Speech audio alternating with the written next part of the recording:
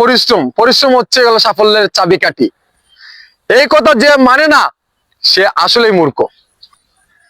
দর্শক আমি আছি ভাই, আমি আছি, আপনারা টেনশন করবেন না, আপনারা প্যারা নেবেন না, আমি তো আছি, আমি আছি না।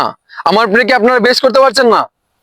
আরে ভাই একটু শুনেন না ভাই, আজকে অনেক মজাদার একটা ভিডিও সে একটা সিনেমা যেটা শেষ করলে নিয়ে চলে আসলাম আমি। হ্যালো এভরিওয়ান, আসসালামু আলাইকুম, আশা করি সবাই ভালো আছেন, সুস্থ আছেন। ঢাকাই সিনেমার শীর্ষ তারকা শাকিব খানের বরবাদের কোনো আপডেট এখন পর্যন্ত পাচ্ছি না। ভাই বরবাদের আপডেট কিভাবে পাবেন?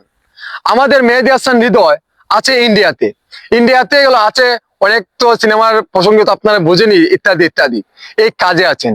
এই দুই একদিনের ভিতরে আমাদের মেহেদী হাসান হৃদয় ভাই ইন্ডিয়া থেকে আসবে, আসার পরে ধামাকায় একটা দিবে শাকিব খানের ট্রেইলার আসবে, গান আসবে, গান আসবে, বিগ চমক, বিগ লেভেলের একটি গান। আমাদের শাকিব খানের বরবাদ সিনেমাতে আইটেম সং মানে আইটেম গানে পারফর্ম করেছে অপার বাংলার নুসরাত জাহান। নুসরাত জাহান মারাত্মক লেভেলের একটি সিনেমা হতে যাচ্ছে বরবাদ।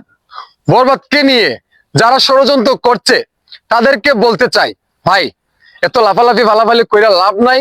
শাকিব খানের বরবাদ সিনেমাটি এমনিতে ব্লকবাস্টার, আপনারা কেউ আটকাতে পারবেন না। আপনাদের এই হেডামটা এখন পর্যন্ত হয় নাই। আপনারা কি জানেন আমাদের শাকিব খান বলিউডের স্টাইলে এখন সিনেমা বানাচ্ছে?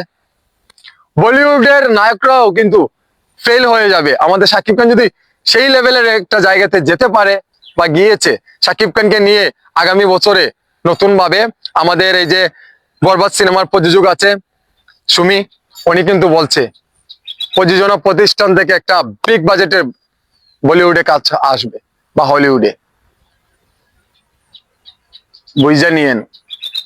মামা সারা জীবন কি বালাইলাম, এটা যদি গেল সমালোচনা না কইরা বালাইতাম, তাইলে আমি একটু যদি কাজ টাজ করতাম, কর্ম করতাম, তাইলে আমার এই পরিশ্রম হচ্ছে গেল সাফল্যের চাবিকাঠি।